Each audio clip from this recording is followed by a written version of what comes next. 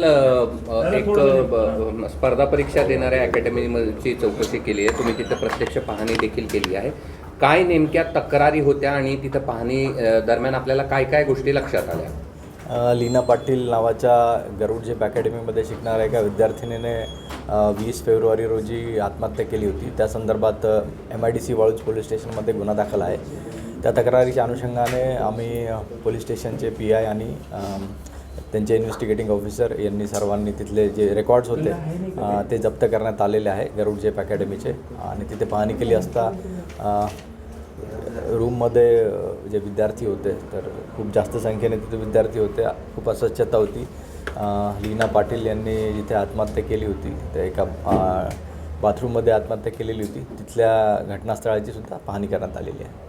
बरं, काय आतमध्ये स्थिती होती एकंदरीत? किती विद्यार्थी होते, काय कशा पद्धतीने आणि किती फीस घेतली जात होती आणि काय काय त्रुटी आपल्या लक्षात आल्या तिथे? विद्यार्थ्यांशी चर्चा केली असता असं निदर्शनास आलं की साधारण 1,20,000 रुपये क्लासेसची फीस होती आणि दर महिन्यालासुद्धा त्यांच्याकडून पैसे जे होते फीस म्हणून घेतल्या जात होते.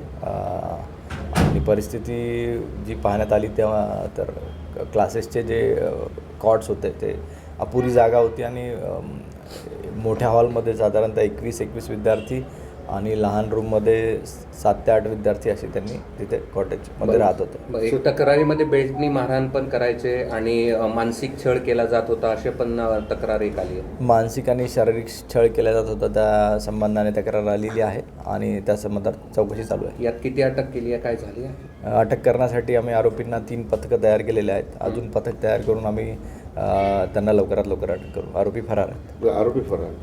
पण याच्यामध्ये काय वेगळं वाटतंय तुम्हाला? कारण फर्स्ट लुकमध्ये काय वाटतं की जे आरोप केलेले आहेत त्यामध्ये लैंगिक छळाचा सुद्धा काही विद्यार्थ्यांनी आरोप करतात.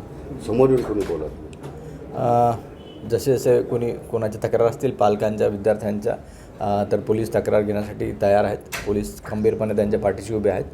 ज्यांना तक्रार करायची असेल ते निश्चितपणे आमच्याकडे येऊन तक्रार करू शकतात. Okay, thank you.